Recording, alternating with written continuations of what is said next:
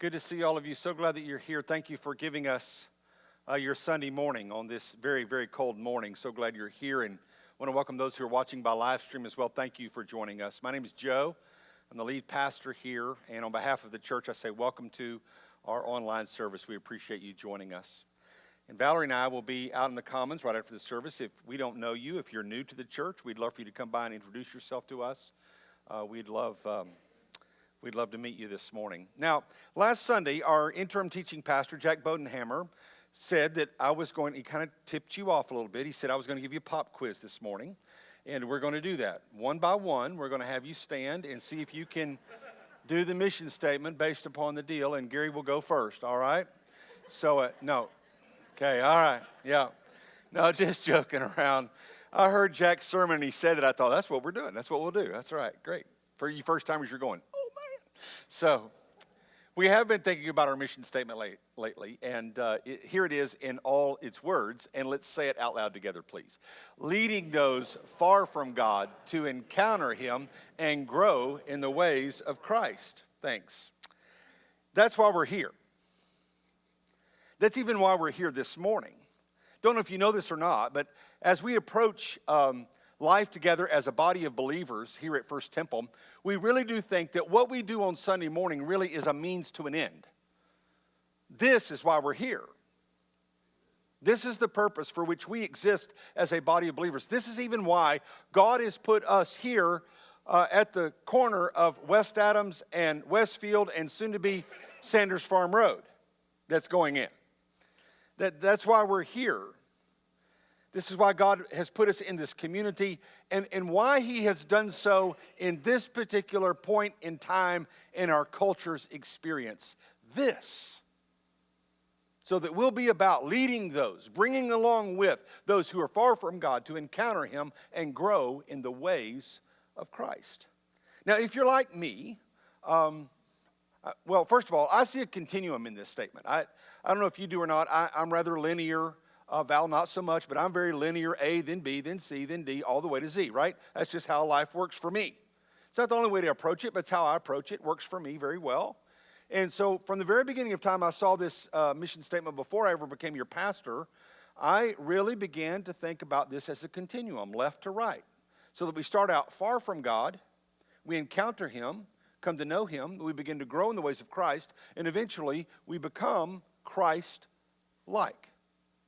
Now notice the opposite end of the spectrum or continuum from far from God is not close to God or near to God. Because getting near to God, getting close to God is just a means to an end so that He can do the work within us that He wants to do so that we become more like Christ. So being like Jesus, Christ-likeness is what we're about, where we're headed. And if you're like me, sometimes wherever you are on that path is different day to day. I might be more and more like Christ in some things. And to be honest with you, there are some things about Joe that just aren't very much like Jesus. And I'm hoping to change those things. I'm hoping Christ changes those things within me. And sometimes, if we think about where we are on that continuum, left to right, as many people are in this room and watching online, we're all over that continuum. We're all over that spectrum.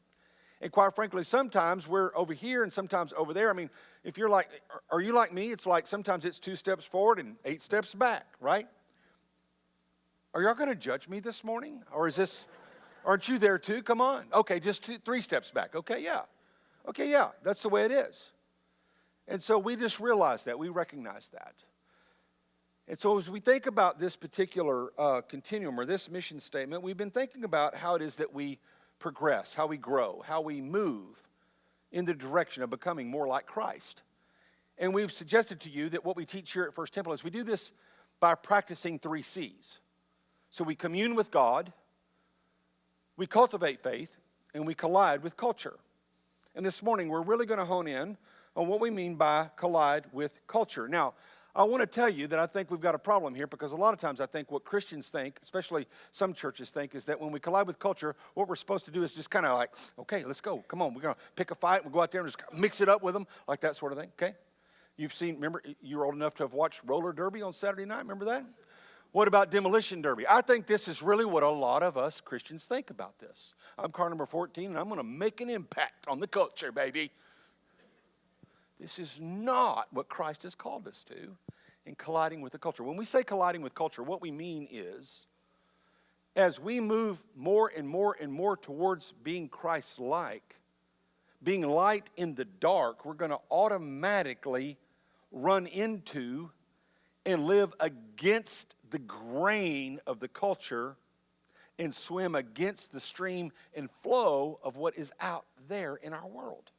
So we're going to very naturally and sometimes supernaturally collide with or run into, bump into the ways of the culture because they're so different than the ways of Christ. In fact, if we're not finding much conflict or resistance inside and out there when we're living, becoming more and more like Christ, we're probably not doing it right.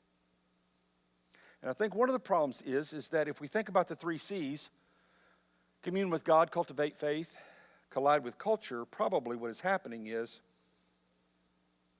we've chosen that we'll just do 2.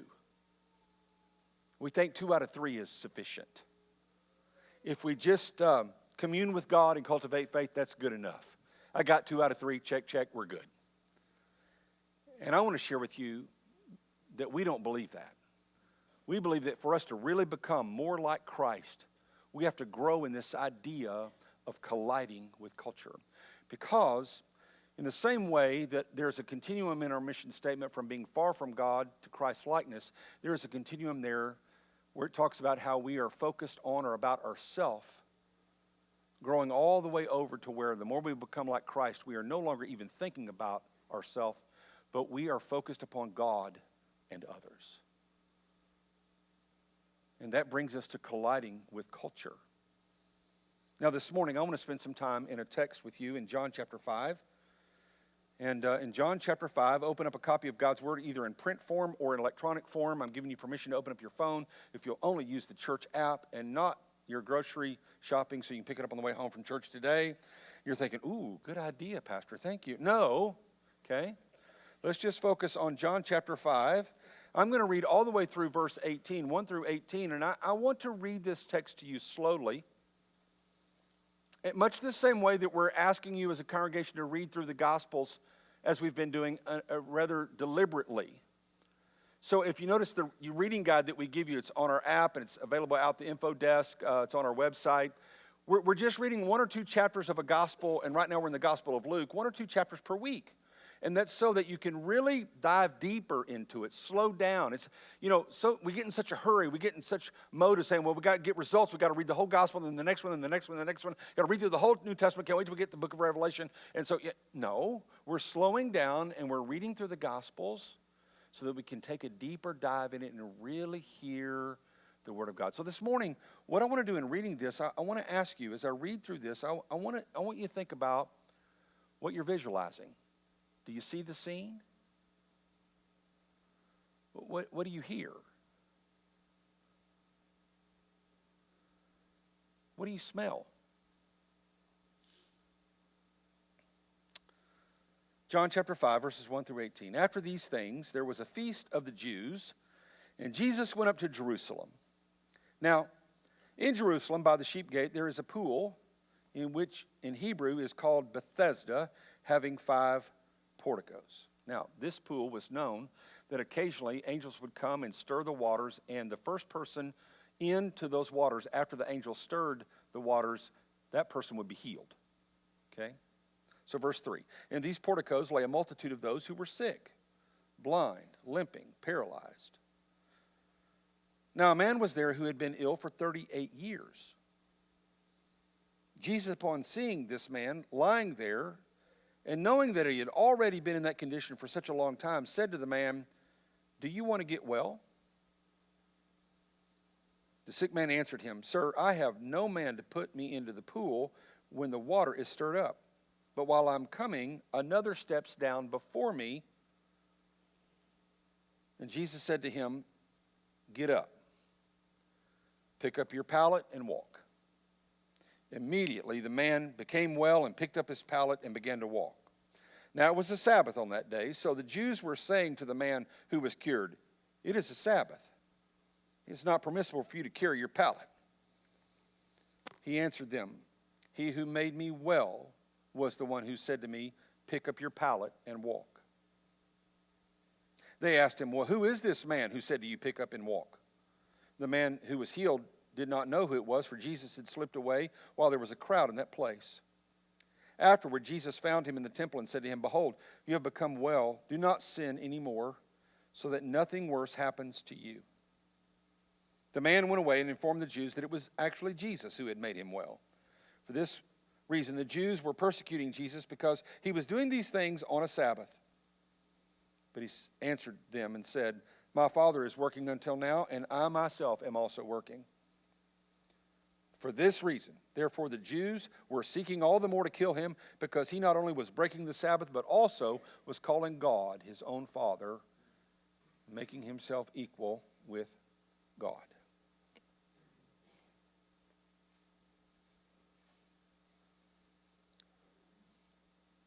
So what'd you see? Did you visualize the scene? What'd you hear? There was a crowd gathered there. Did you hear their voices? What'd you smell?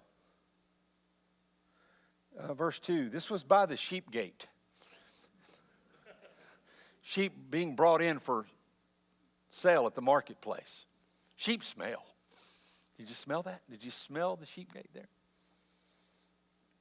This morning, as we think about colliding with culture, I want to point out three things that I want you to see in this text that I think are very hard things. They're hard things. And if we're really going to collide with culture, not like the demolition derby, but like Jesus would have us do it, we're really going to have to get a handle on these three hard things. The first one is, and there are three words for one word for each of them. The first of the three words is proximity. Proximity. Did you visualize Jesus showing up and stepping in? That's what he did. It's the way of Jesus, by the way, to show up and step in. To make himself in proximity to the need. That's what he did in leaving heaven and coming to the earth. He stepped in. He showed up and stepped in, making himself in proximity to our need for a Savior. That's what Jesus did. That is the way of Jesus. And if we're going to grow in the ways of Christ, that's what we'll do.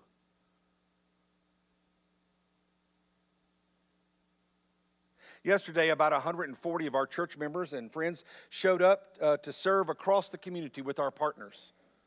Some of you were there. You experienced that. It was a wonderful morning. We spent the morning together going out and loving on people in our community. And it was a great experience to go out and serve alongside some of our partner organizations that are doing such a great job in meeting the needs of the least of these. So we dipped our toe in this idea of becoming in proximity to the need. But I'm going to tell you something about what happened where Valerie and I went. We went over to Helping Hands in Belton, and we did a lot of work in their warehouse and putting stuff together for the next time they opened their little grocery store for the people in the neighborhood to come in who need that kind of help. It's kind of a big food pantry, really, but it's really much more glorified than that, and it's really, really cool. But we didn't run into anybody that had needs yesterday except the actual organization. We weren't really aware there were people that were in need. So we kind of dipped our toe in the proximity thing, but we weren't really engaged with those who were in great need. What you and I are going to need to do, if we're really going to practice this idea of proximity like Jesus did, where he showed up and he stepped in, is that we're going to have to be willing to uninsulate ourselves enough to be exposed and vulnerable to those who are in great need. A willing, proactive proximity to those who are in need. And can I share something with you? Those who are in need may actually not be so much out there in the community. They might be right here sitting next to you. I want you to hear that today. So the first hard thing we're going to have to deal with and get a handle on is proximity. There's a second word that is attached to another hard thing, And that is the word discomfort. Discomfort. I want to read the first 9 verses of this story again, and I want you to read along with me. And as I read out loud and you follow along, I want you to again to think about what do you see? What do you visualize?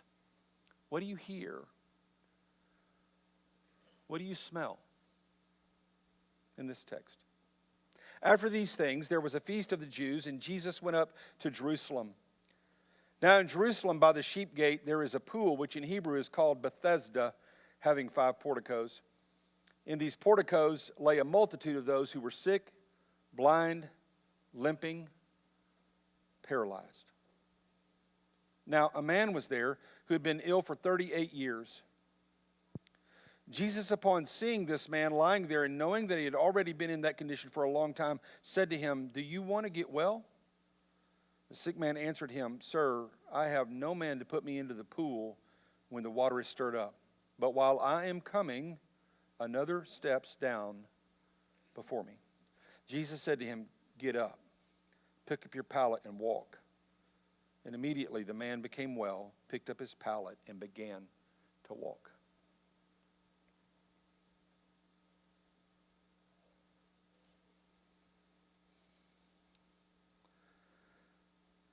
What did you visualize?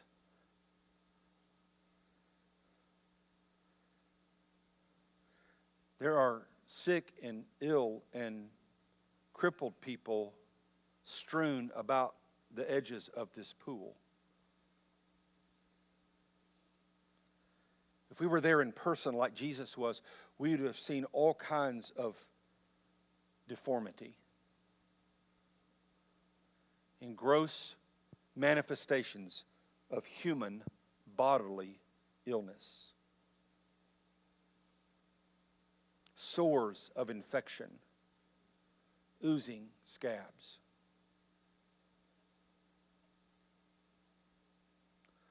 What'd you hear? When I read this text, I hear people moaning, crying out, groaning, the sounds of suffering. Maybe someone so ill, you hear the sound of them retching.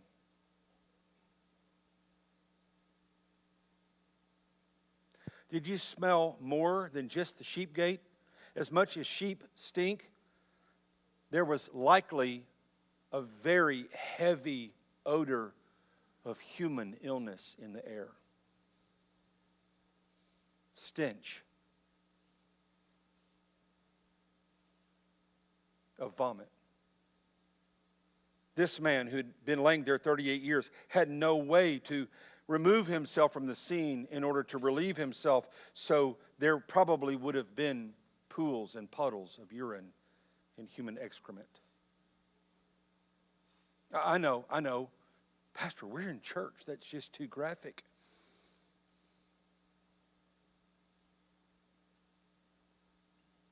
But we're human.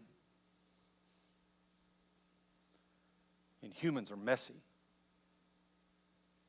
And even if we're not talking about literal messiness like at this particular scene around this pool, as we go into our culture, we're going to run into the messiness of human existence and life. Humans are a rather messy lot.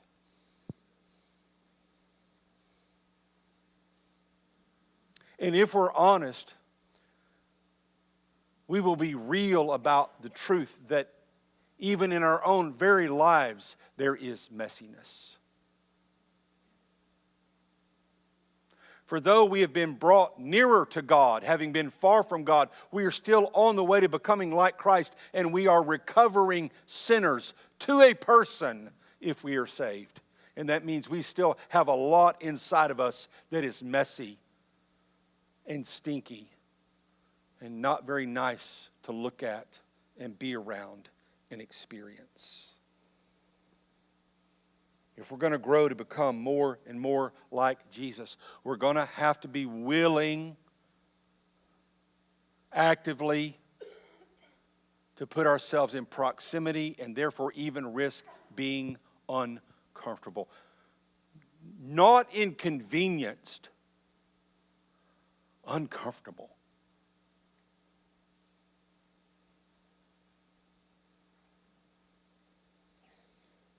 There's a third hard thing I want to talk to you about this morning.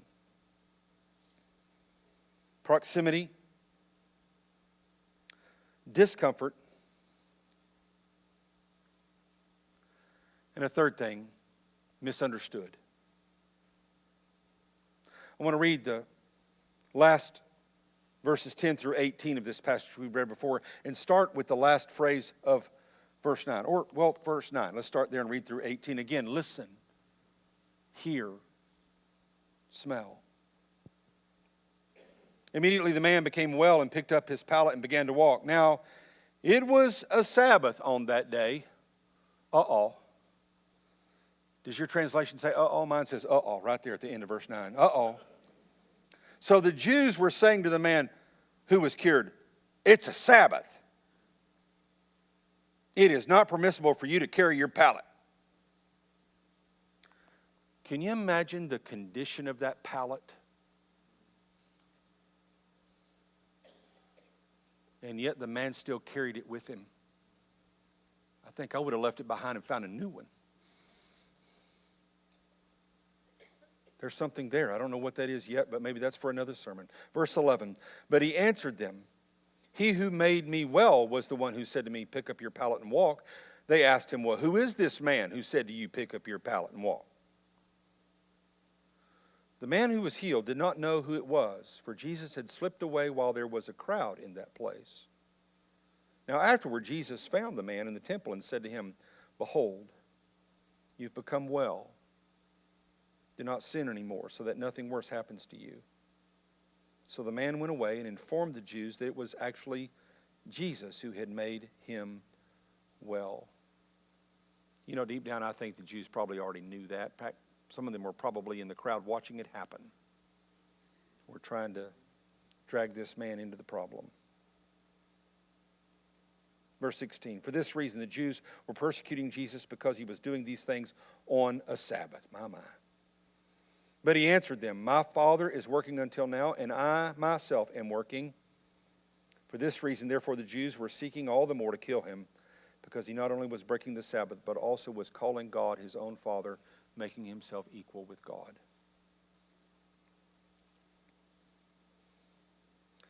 Jesus showed up, stepped in, put himself in proximity, endured being uncomfortable, and risked being misunderstood. When you read through the Gospels, you realize that Jesus is so often wildly, completely misunderstood. Even sometimes you and I do not get Jesus. We tell him that. Jesus, I don't get you sometimes. Jesus is misunderstood. If we're going to become more and more and more like Jesus, moving from being far from God and about ourselves, all the way over to Christ's likeness and becoming focused on God and others, not only will we commune with God and cultivate faith, but we will roll our sleeves up and be willing to get our hands messy and colliding with culture. Showing up and stepping in, making ourselves in proximity to the need, even to the point of being uncomfortable, even discomforted. And we will embrace the idea that sometimes, maybe often, we will be misunderstood. And isn't it true we've experienced, in the little that we've dabbled in this, isn't it true that we're often shocked and disappointed at who it is that misunderstands us? Sometimes it's our own fellow believers in Jesus. Sometimes it's our closest friends. Sometimes it's even our family.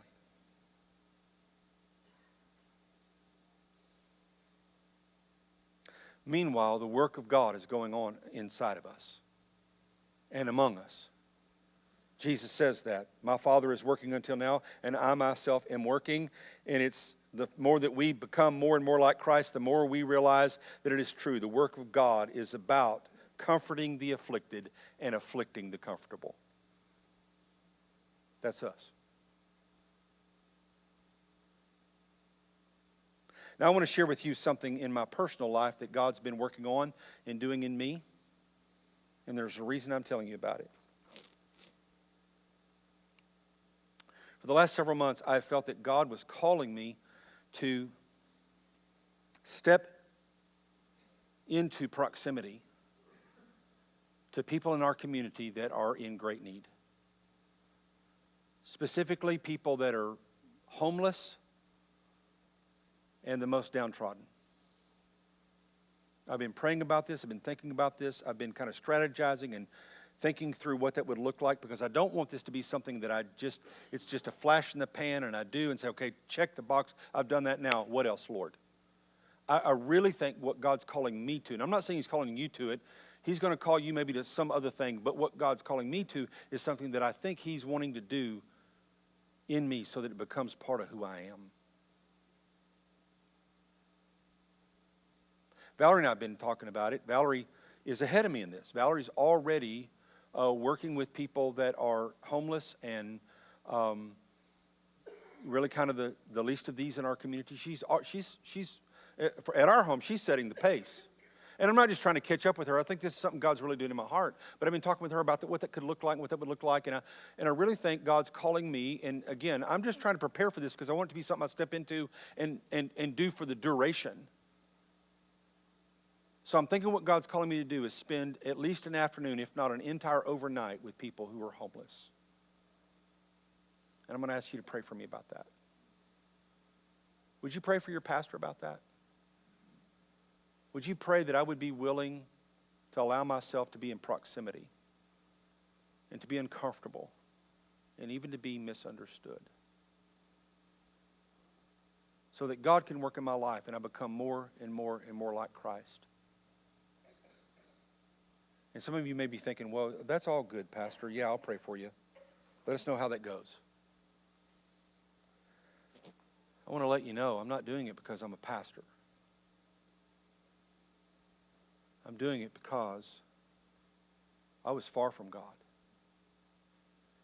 And by the grace of God, I've been brought nearer to God. And I want to get as close to Jesus as I possibly can so that I can become more like Christ. That is the call for all of us who follow Jesus. Would you pray for me about that? I'm nervous about it. It's going to be a struggle for me. I'm going to be uncomfortable. I need your prayers. Would you bow your heads and take 60 seconds to ask God what He might want you to do about this message and this passage of Scripture?